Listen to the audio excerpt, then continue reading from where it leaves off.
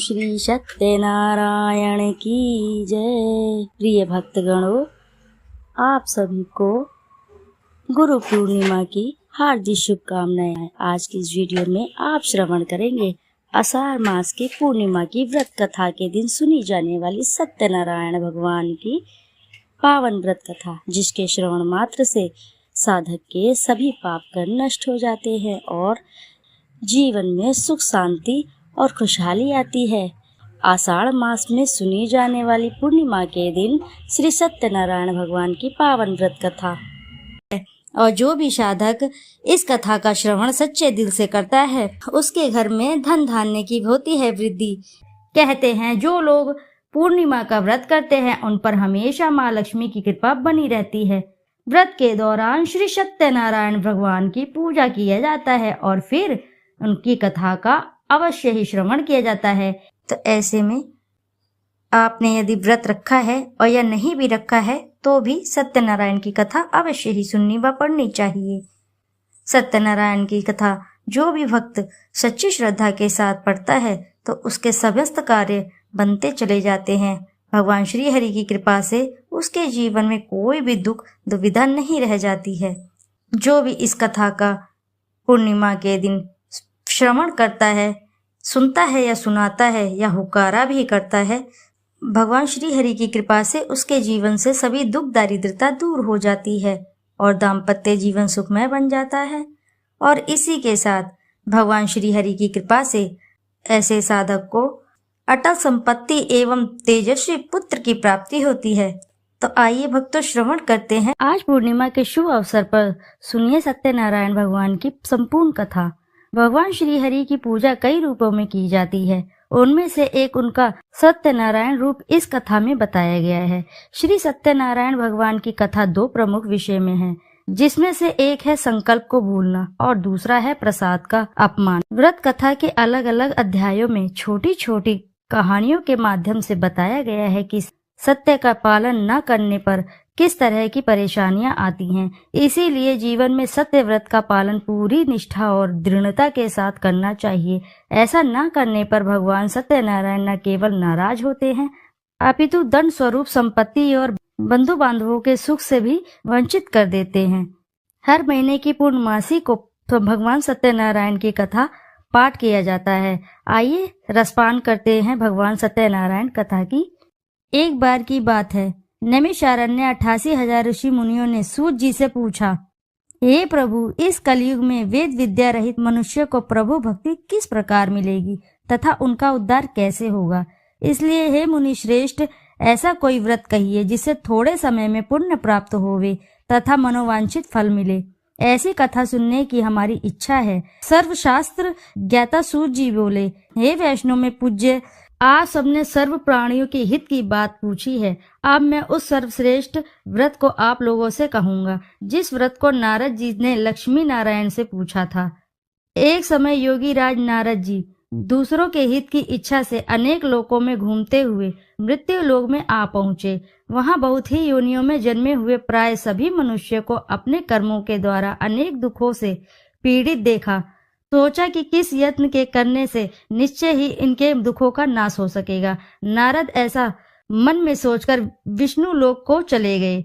वहां श्वेत वर्ण और 4 भुजाओं वाले देवों के ईश नारायण को, जिनके हाथों में शंकर चक्र गदा और पद्म थे तथा वर्णमाला पहने हुए थे, देखकर स्तुति करने लगे, हे भगवान, आप अत्यंत शक्ति से संपन्न हैं। मन तथा वाणी भी आपको नहीं पा सकती है। आपका आदि मध्य और अंत नहीं है।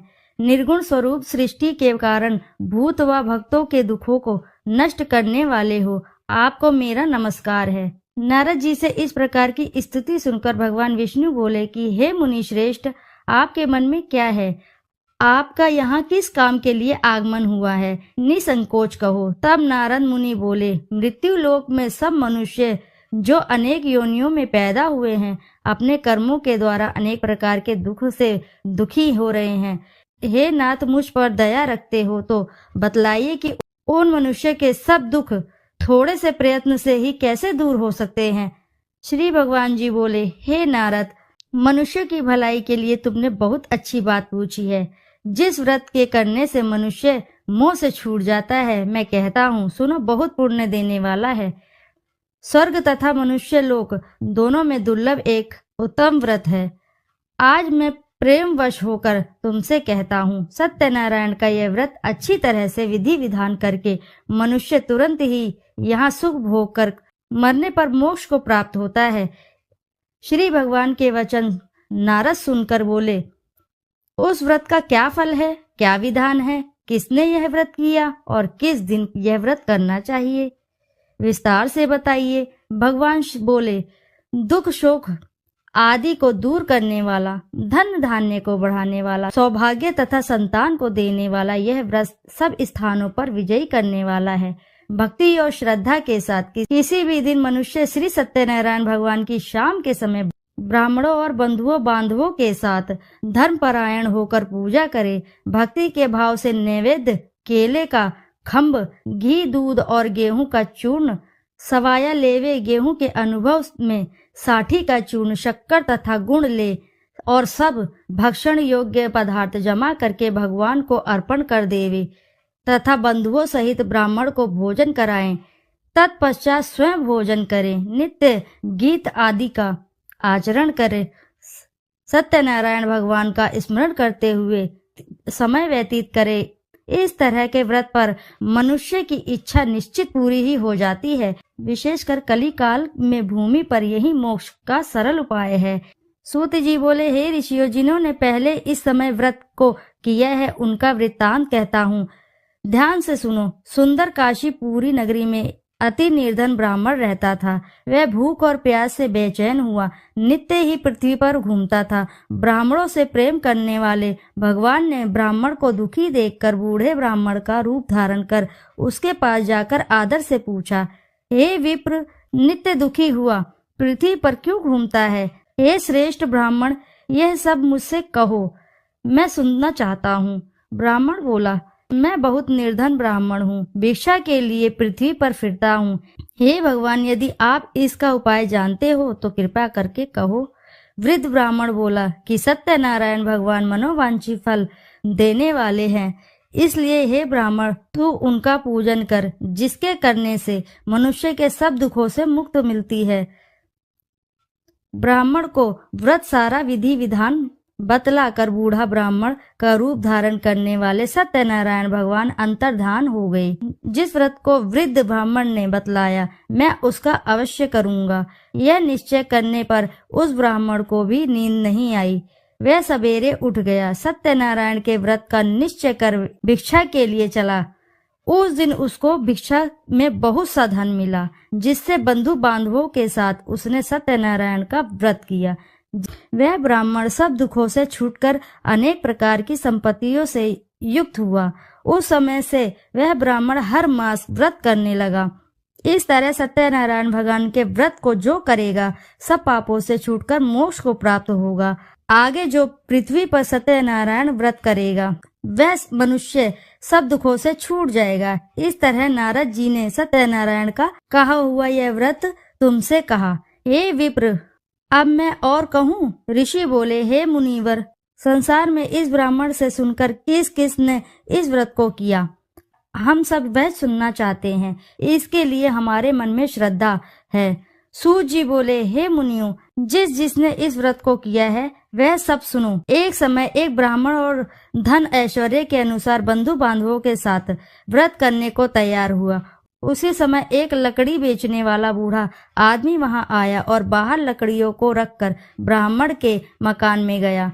प्यास से दुखी लकड़हारा उनको व्रत करते देख ब्राह्मण को नमस्कार करके पूछने लगा कि आप यह क्या कर रहे हैं और इसका करने से क्या फल मिलता है, कृपया करके मुझे कहो।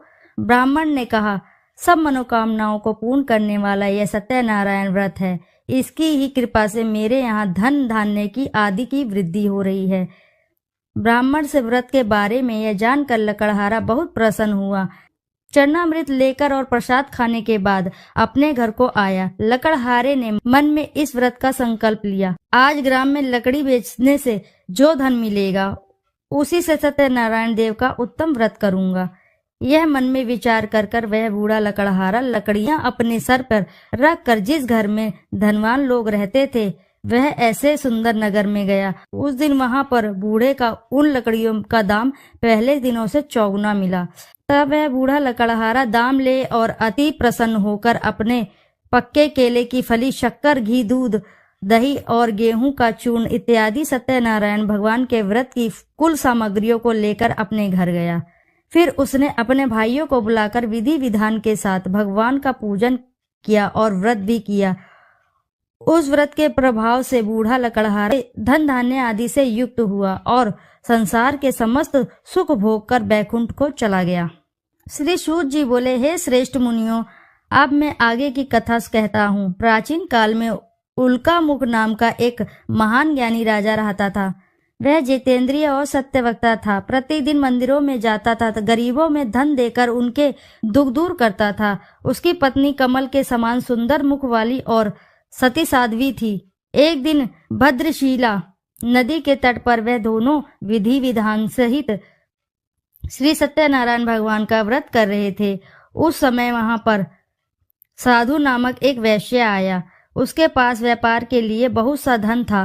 वह वैश्य नाव को नदी किनारे पर ठहराकर राजा के पास आया। राजा को व्रत करते हुए देखकर उसने विनम्रता पूर्वक पूछा, हे राजन, यह आप क्या कर रहे हैं?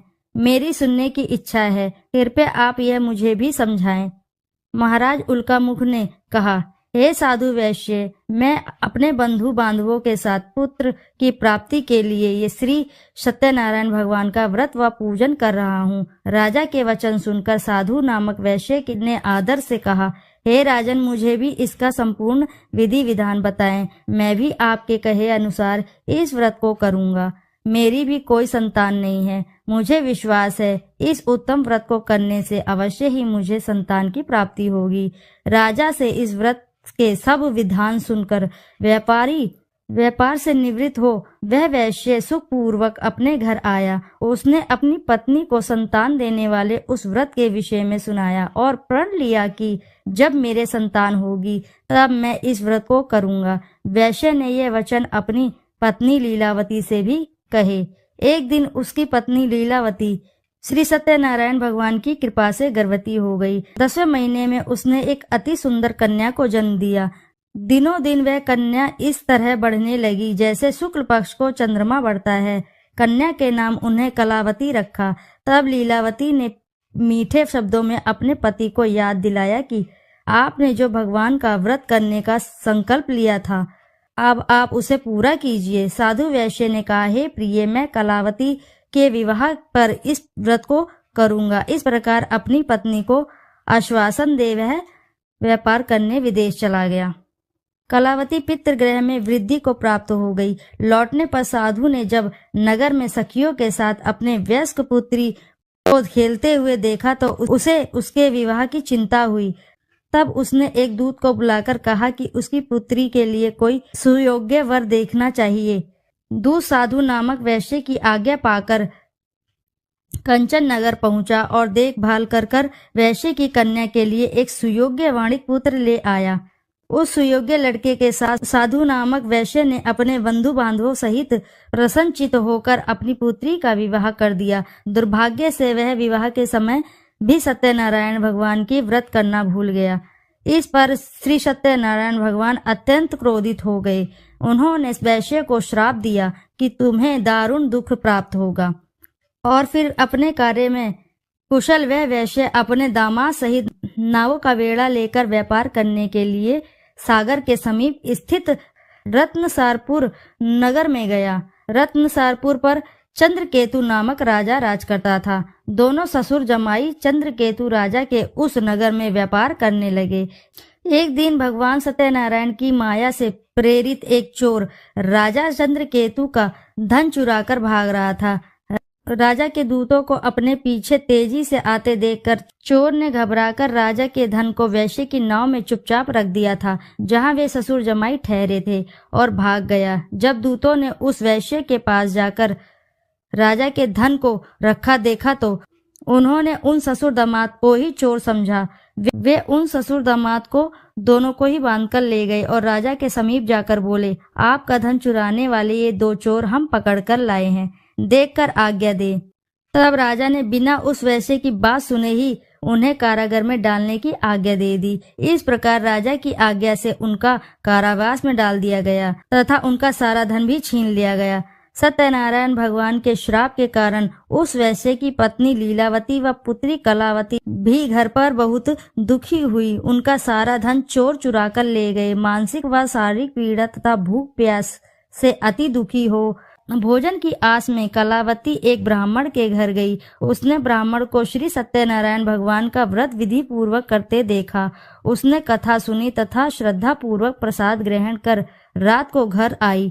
माता ने कलावती से पूछा, हे पुत्री, तू अब तक कहाँ रही? मैं तेरे लिए बहुत चिंतित थी। माता के शब्द सुन कलावती बोली, हे माता, मैंने एक ब्राह्मण के घर श्री सत्यनारायण भगवान का व्रत होते देखा और मेरी भी उस उत्तम व्रत को करने की इच्छा है। माता ने कन्या के वचन सुनकर सत्यनारायण भगवान के पूजन की तैयारी की। उसने बंधुओं सहित श्री सत्यनारायण भगवान का पूजन कर वह व्रत किया कि वर मांगा कि मेरे पति और दामाद शीघ्र ही घर लौट आएं।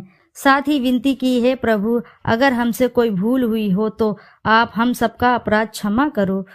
श्री सत्यनारायण भगवान इस व्रत से प्रसन्न हो गए। उन्होंने राजा चंद्रकेतु को स्वप्न में दर्शन देकर कहा, हे राजन, जिन दोनों वैश्यों को तुमने बंदी बनाकर रखा है वे निर्दोष हैं।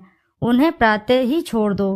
उनका सब धन जो है तुमने अधिग्रहित किया है वह लौटा दो, अन्यथा मैं तुम्हारा राज्य, धन, पुत्र आदि सब नष्ट कर दूंगा। राजा से ऐसे वचन कहकर भगवान अंतर्ध्यान हो गए और फिर प्रातःकाल राजा चंद्रकेतु ने दरबार में सबको अपना स्वप्न सुनाया और सैनिकों को आज्ञा दी कि दोनों वैश्यों को कैद से मुक्त कर दरबार में ले आए। दोनों ने आते ही राजा को प्रणाम किया। राजा ने कोमल वचनों से कहा, हे महानुभावों, तुम्हें अज्ञानतावश ऐसा कठिन दुख प्राप्त हुआ है। अब तुम्हें कोई भी भय नहीं है, तुम मुक्त हो। इसके बाद राजा ने उनको नए नए वस्त्राभूषण पहनाए तथा उनका जितना धन लिया था उससे दुगना लौटाकर उन्हें आदर से विदा किया। दोनों वैश्य अपने घर को चल दिए। श्री सूत जी ने कहा, वैश्य ने यात्रा आरंभ की और अपने घर को चला।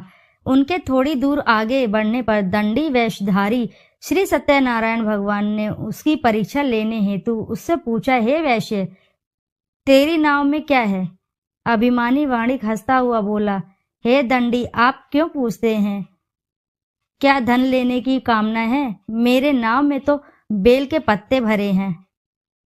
वैश्य के ऐसे वचन सुनकर दंडी वेशधारी श्री सत्यनारायण भगवान बोले, तुम्हारा वचन सत्य हो। ऐसा कहकर वे वहां से चले गए और कुछ दूर जाकर समुद्र के तट पर बैठ गए। दंडी महाराज के जाने के पश्चात वैश्य ने नित्य क्रिया से निवृत्त होने के बाद नाव को ऊंची उठी देखकर अचंभा किया तथा नाव में बेल पत्ते आदि देखकर मूर्छित हो जमीन पर गिर पड़ा। मूर्छा खुलने पर अति शोक करने लगा। तब उसके दामाद ने कहा, आप शोक न करें, यह दंडी महाराज का श्राप है, अतः हमें उनकी शरण में ही चलना चाहिए, वही हमारे दुखों का अंत करेंगे। दामाद के वचन सुनकर वह वैश्य दंडी भगवान के पास पहुंचा और अत्यंत भक्तिभाव से पश्चाताप करते हुए बोला, मैंने जो आपसे असत्य वचन कहे थे उनके लिए मुझे क्षमा करें। ऐसा कहकर वह शोकातुर होकर रोने लगा। तब दंडी भगवान बोले, हे वाणिक पुत्र, मेरी आज्ञा से ही बार बार तुझे दुख कष्ट प्राप्त हुआ है। तू मेरी पूजा से विमुख हुआ है। तब उस वैश्य ने कहा, हे भगवान, आपकी माया को ब्रह्मा आदि देवता भी नहीं समझ पाते, तब मैं मूर्ख भला कैसे जान सकता हूँ? आप प्रसन्न होइए, मैं अपनी क्षमता अनुसार आपकी पूजा करूँगा। मेरी रक्षा कीजिए और मेरी नौका को पहले के समान धन से परिपूर्ण कर दीजिए। उसके भक्ति से परिपूर्ण वचन सुनकर श्री सत्यनारायण भगवान प्रसन्न हो गए और उसकी इच्छा वर देकर अंतर्धान हो गए। तब ससुर और दामाद दोनों ने नाव पर आकर देखा कि नाव धन से परिपूर्ण है। फिर वह विधि विधान से भगवान सत्यनारायण का पूजा कर साथियों सहित अपने घर को चला। जब वह अपने नगर के निकट पहुंचा तब उसने एक दूत को अपने घर पर भेजा। दूत ने साधु नामक वैश्य के घर जाकर उसकी पत्नी को नमस्कार किया और कहा, आपके पति अपने जमाता के सहित इस नगर के समीप आ रहे हैं। लीलावती और उसकी कन्या कलावती उस समय भगवान का पूजन कर रही थी। दूत का वचन सुनकर साधु की पत्नी ने बड़े हर्ष के साथ सत्यनारायण भगवान का पूजन पूर्ण किया और अपनी पुत्री से कहा, मैं अपने पति के दर्शन को जाती हूँ, तू पूजन पूर्ण कर शीघ्र आ जाना। परंतु कलावती पूजन एवं प्रसाद छोड़कर अपने पति के दर्शन को चली गई। पूजन एवं प्रसाद की अवज्ञा के कारण भगवान सत्यनारायण ने रुष्ट हो उसके पति को नाव सहित पानी में डुबो दिया। कलावती अपने पति को ना पाकर रोती हुई जमीन पर गिर पड़ी। नौका को डूबा हुआ तथा कन्या को रोती हुई देख साधु नामक वैश्य द्रवित होकर बोला, हे प्रभु, मुझसे या मेरे परिवार से अज्ञानतावश जो भी अपराध हुए हैं उसे क्षमा करें। उसके ऐसे वचन सुनकर सत्यदेव भगवान प्रसन्न हो गए। आकाशवाणी हुई, हे वैश्य, तेरी पुत्री मेरा प्रसाद छोड़कर आई है, इसलिए इसका पति अदृश्य हुआ है। यदि वह घर पर जाकर प्रसाद ग्रहण करके लौटे तो इससे उसका पति अवश्य मिलेगा। आकाशवाणी सुनकर कलावती ने घर पहुंचकर प्रसाद ग्रहण किया और फिर आकर अपने पति को पूर्व रूप में पाकर वह अति प्रसन्न हुई तथा उसने अपने पति के दर्शन किए। तत्पश्चात साधु वैश्य ने वहीं बंधु बांधवों सहित सत्यदेव का विधि पूर्वक पूजन किया। वह इस लोक के सभी प्रकार के सुख भोग कर अंत में मोक्ष को प्राप्त हुआ। श्री शिव जी बोले, हे ऋषिगण, मैं एक और कथा कहता हूँ, आप सभी ध्यान से सुनो। सदा प्रजा के लिए चिंतित टुंडुकध्वज नाम का एक राजा था। उसने भगवान सत्यनारायण का प्रसाद त्याग कर बहुत कष्ट पाया। एक समय राजा वन में वन्य पशुओं को मारकर बड़ के वृक्ष के नीचे आया। वहां उसने ग्वालों को भक्ति भाव से बंधु बांधवों सहित श्री सत्यनारायण जी का पूजा करते देखा, परंतु राजा देखकर भी अभिमान के कारण ना तो वहां गया, न ही वह सत्यदेव भगवान को नमस्कार ही उसने किया। जब ग्वालों ने भगवान का प्रसाद उसके सामने रखा तो वह प्रसाद छोड़कर अपने नगर को चला गया। नगर में पहुंचकर उसने देखा कि उसका सारा राज्य नष्ट हो गया। वह समझ गया कि यह सब भगवान सत्यनारायण ने रुष्ट होकर किया है। तब वह वन में वापस आया और ग्वालों के समीप जाकर विधि पूर्वक पूजन कर प्रसाद ग्रहण किया तो सत्यनारायण की कृपा से सब कुछ उसको पहले जैसा ही हो गया और लंबे समय तक सुख भोग कर मरणोपरांत वह मोक्ष को प्राप्त हुआ। जो मनुष्य इस सर्वश्रेष्ठ दुर्लभ व्रत को करेगा, श्री सत्यनारायण भगवान की कृपा से उसे धन धान्य की कोई भी कमी नहीं होगी। निर्धन धनी और बंदी बंधनों से मुक्त होकर निर्भय हो जाता है। संतानहीन को प्रसंतान प्राप्त होती है तथा सब इच्छाएं पूर्ण होती हैं। अंत में वह वैकुंठ धाम को जाता है। अब उनके बारे में भी जानिए जिन्होंने पहले से इस व्रत को किया है। अब उनके दूसरे जन्म की कथा भी सुनिए। शतानंद नामक वृद्ध ब्राह्मण ने सुदामा के रूप में जन्म लेकर श्री कृष्ण की भक्ति एवं सेवा कर वैकुंठ प्राप्त किया। उल्कामुख नामक राजा दशरथ बने और श्री रंगनाथ का पूजन कर मोक्ष को प्राप्त हुए। साधु नाम के वैश्य ने धर्मात्मा व सत्य प्रतिज्ञ राजा मोरध्वज बनकर अपने पुत्र को आरे से चीर कर वैकुंठ धाम प्राप्त किया। महाराज टुंडुकध्वज स्वयंभू मनु बने। उन्होंने बहुत से लोगों को भगवान की भक्ति में लीन कराकर वैकुंठ धाम प्राप्त किया। लकड़हारा अगले जन्म में गुह नामक निषाद राजा बना, जिसने राम के चरणों की सेवा कर अपने सभी जन्मों को संवार लिया। बोलो जय श्री हरि, जय सत्यनारायण भगवान की जय।